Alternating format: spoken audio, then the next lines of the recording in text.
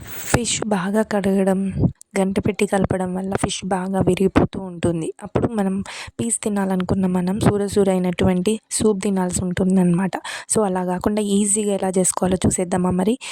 మనము ఫిష్ తీసుకొని దాంట్లో సరిపడా మన రుచికి సరిపడా కారాన్ని, పసుపుని అండ్ ధనియా పౌడర్ అండ్ సాల్ట్ వేసి కొంచెం ఆయిల్ వేసి మంచిగా మ్యాగ్నేట్ చేసి పక్కన పెట్టేసుకోవాలి. తర్వాత ఒక బాండీ తీసుకొని దాంట్లో ఆయిల్ వేసుకొని ఆనియన్స్ అండ్ కొత్తిమీర, కొంచెం పసుపు, అల్లం అండ్ మసాలా వేసి మంచిగా ఫ్రై అవ్వనివ్వాలన్నమాట. సో తర్వాత ఇప్పుడు ముందుగా మనము కలిపి పెట్టేసుకున్నటువంటి ఫిష్ని కూడా ఇందులోకి బాండీలోకి తీసుకోవాలి. ఇప్పటి నుంచి మనం గరిట వాడకూడదు. దీన్ని కూడా మంచిగా నూనెలో ఫ్రై అయిన తర్వాత, నూనె పైనకి తేలిన తర్వాత ఇప్పుడు మనము ముందుగా కలుపుకున్నటువంటి చింతపండు రసాన్ని యాడ్ చేయాలి. దీనిలో మెయిన్ ఇంపార్టెంట్ ధనియా పౌడర్ అండ్ మెంతు పౌడర్. ఇది మంచిగా మసలనివ్వాలి. Curry ready.